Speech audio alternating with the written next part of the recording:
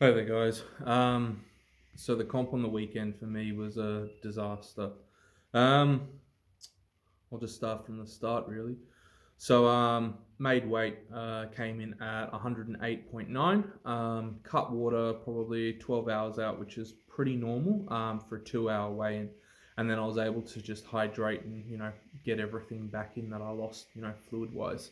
Earlier in the day, though, got all the calories in. So I really wasn't worried about that. And I got a relatively good night's sleep as well, simply because I ate the vast majority of my calories at the start of the day. I just wanted to get everything, shuttled into the muscles as quick as possible. I want my resting sort of like blood sugar levels to be quite low when I go to sleep. That way I just sleep really sound. It's not as if I've dumped a whole lot of energy into the system, which I find, if I have a huge meal before I go to bed, I won't sleep the best, more or less. Sometimes, there's exceptions to the rule. Um, then yeah, so after I weighed in, rehydrated, started doing my warm ups. Everything felt pretty good at the start. Worked up to the 255 kilos pause, which I normally do. That felt all right. Didn't feel great. Definitely didn't feel terrible. Put the belt and knee wraps on. Did my last warm up at 300 with wraps. Squatted it. It felt slightly off. Nothing crazy. And then I waited my 7 minutes, timed so that I'd be perfectly timed for the platform. Was putting my knee wraps on and just you know twisting forward, like trying to get my knee wraps on, doing them really tight. After I finished, I stood up and my lower back sort of like had cramped again. And it's the same sort of feeling like when a hamstring cramps. It's just really deep and quite intense. And it's like, I've had this happen to me before.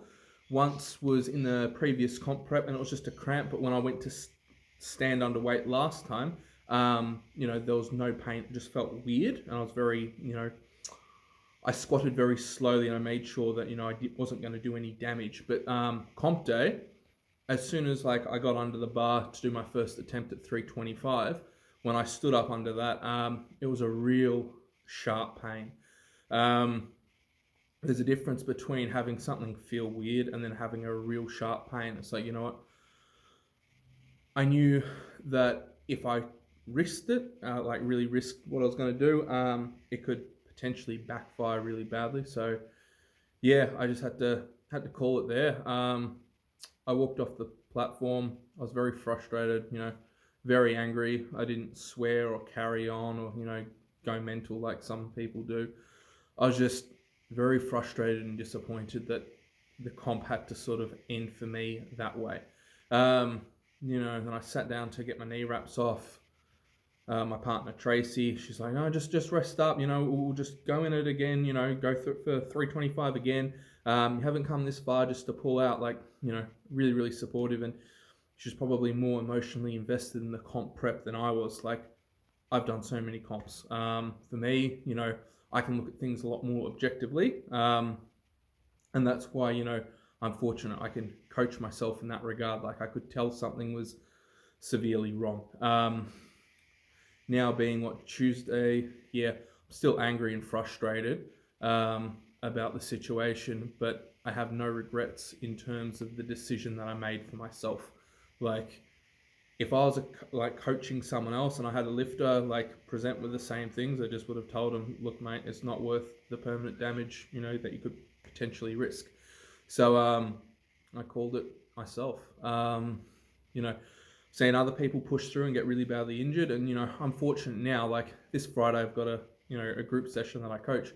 I'll still be able to like squat. I'm not going to squat heavy, but I can still squat. I didn't do any permanent damage today. My back, yeah, still feels stiff, a bit sore, but I can pick things up off the ground. I can pick my two kids up. I had to take the little one to swimming lessons this morning at 11 a.m. He's one, so I have to get in the pool with him as well. Like, there's no pain or discomfort doing that. So I don't have any permanent or lasting damage. In terms of what led to this point, there were sort of three main things. The biggest one being the food poisoning that really screwed me, and I never got the time to completely recover after that. Because after I sort of semi-recovered. I got hit with like a really bad flu.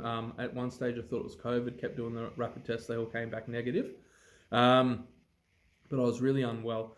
So from like a hormonal standpoint, yeah, my body was like really thrown out of whack. And then I had to dial back, and this is the other thing, I had to dial back a lot of my assistant exercises.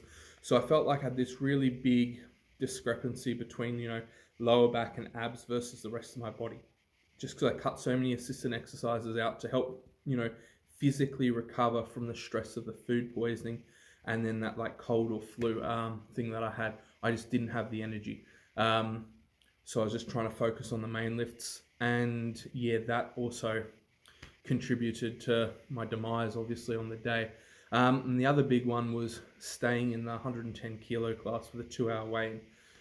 I couldn't eat as much as I wanted to. There was quite a few nights where it's like, oh, I'll have a light dinner because I need to stay consistent. I need to be in my weight class. Versus at the start of the comp prep, it's like, I got time. The session I squatted the 350 kilos and it moved well. It's like that whole week, I got to carb and eat up, and I think I weighed in about 112 in the morning. So, and that 350 moved well, and, I would have had the extra 20 kilos definitely, which would have been a 5 kilo PR, on the board. So that made a big difference. And probably maybe a fourth and final thing, I wasn't quite as fit physically as I should be. I see like a lot of elite powerlifters, their health really has, dropped off. And, that's a shame because, it takes a big toll on not only their body, but, their lifting career and the length that they have to lift. For me, if I had physically been fitter, I think I would have recovered better from the food poisoning and the flu. But I also would have had just better energy levels as well. So I wouldn't have felt as tired and fatigued, and I would have been able to get more of my assistant work done. So a few people have messaged, oh, what are you going to do now moving forward? It's like, I'm not going to reinvent the wheel. My actual structure in terms of programming and everything else has worked really, really well. And for the vast majority of my comp prep, it just keeps me injury free. But yeah, if I get those real big stresses, like, the food poisoning, that real bad flu again, that just throws a huge spanner in the works. So, all the natural rock lifting, that has really helped in general strengthen, my lower back and everything else. And, throughout the whole of this comp prep, always being able to, pause squat 255 as a warm-up, no knee wraps or belt, just simply as a warm-up, just shows how far my strength has come, because previous blocks, I had to work up to 250 just, before I start using belt and wraps. And then, when I start using them, the heaviest thing I might pause may have been 220. So I've gained a lot of total strength, and that 255 doesn't feel hard anymore. So, my base strength has gone up. And then, moving forward as well, when you have a really poor, comp day, all the work you put into training, it doesn't vanish. Remember one time I was meant to total close enough to 870. There were a few things that just happened, and I didn't have a very good day, and I think I ended up totaling something like 840. But then the next competition came around and I totaled the 900. So you just continually build. So, next comp, I should go well above 900, because this comp I should have gone above 900 by a fair bit.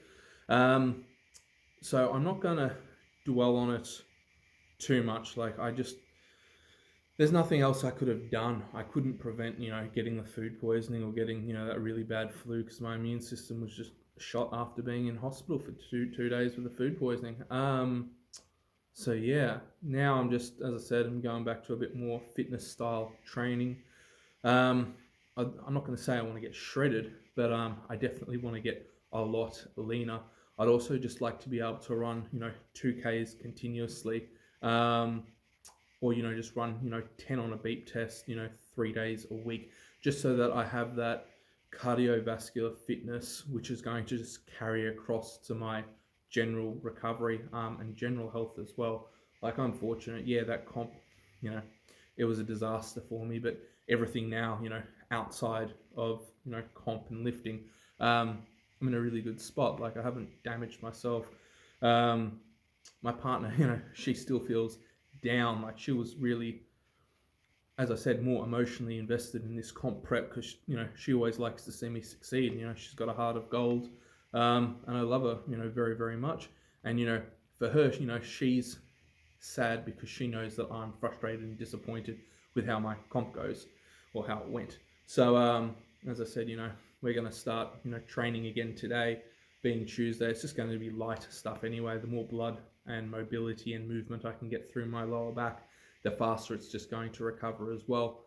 And I think the next comp I'm going to do will be later in the year, but I'm going to go as a bench only comp because I really want to bring my bench press up. So next full comp prep that I do, I only really have to focus on the squats and the deadlifts. The upper body, I can just cruise and keep my bench press where it's at. So yeah, that's pretty much it in my plan of attack moving forward. Also, just being able to have a thorough deload is going to well and truly look after my body, because the difference between full comp versus bench press only, like if you hurt a shoulder in bench press only, yeah, you've got another arm to use. You hurt your back, life sucks. It just becomes, very, very difficult to say the least. And, a lot of the general population have underlying conditions with their back that they're, not even aware of, and they don't always present pain either. So for me, it's like, I'm not going to take worst case scenario, but I'm going to say, okay, if there was any, light damage, the fact that it's light, I can easily recover from that. And, even for like a more moderate to sort of severe, disc or back injury, you're looking at 3 to 4 months until you start really getting back into the swing of things. For me, it's like, I'm going to take 3 or 4 months just as a deload and really work on my, health, conditioning, fitness, all of that, because, my back's going to completely heal up. Not that I think it's anywhere near that damage. I mean, realistically, this Friday, I might even pause squat 255 again because I don't get any discomfort with that weight. It's sort of that 300 and above mark. It's starting to not be too happy with me. So as long as I keep it under that, I'm not going to do any further damage. I don't also have to do my knee wraps, so I got none of this weird twisting and, pushing down really hard to do my knee wraps. And that's the other thing. Like, I can't get many people to wrap me because they're just not as strong. They just can't, push down and pull up on that wrap as tight as I can. I get about 8 wraparounds my knee, and that's with the 2.5 meter knee wraps. So that's quite a lot. I don't have small knees either, so I do them ridiculously tight. And when I do that to other people, they hate it. They just say, it's agonizing. For me, over the years and years of, lifting, competing, and the rest of it, they're really desensitized. So I don't have any pain or discomfort. I can tell that they're tight, but it's not enough to throw me off, and it doesn't necessarily hurt. So I'm even probably going to start, I was thinking of knee wrapping my knees and just getting used to that twisting motion again. But then again, I've never really had this as a issue to deal with. It was more the fact that I got sick, my recovery, just got jeopardized because I then couldn't eat properly. I just had to stay in this 110 weight class with a 2-hour weigh-in. So, yeah, what do? You just keep your head up, just move forward, put it behind you. Not much I can really learn from this comp prep because most of the things were out of my control.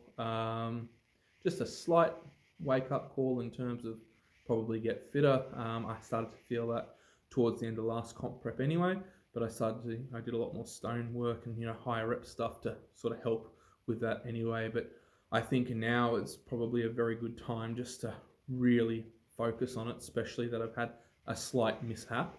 And I got invited to another big pro comp. I think it's in August, and I'm probably going to pass on it because trying to do 2 big comps in 1 year with a young family, it just robs them of too much time as well. And if I'm prepping then for a bench only instead, that's only 1 night a week of serious training that I need to do. And I can dedicate that quite easily, versus when it's a full comp prep, I sort of need that 3 to 4 because I need everything to go perfect. And there's a big difference between, 1 night a week versus 3 to 4. So if you guys have any questions, feel free to comment below. If you guys have experienced something, similar, again, comment below. Let me know how you troubleshot it and worked around it. As I said, I know most of the things that went wrong. Just being objectively, looking at it. That's about it. Other than that, have a great day wherever you are, and hit like and subscribe. Thanks.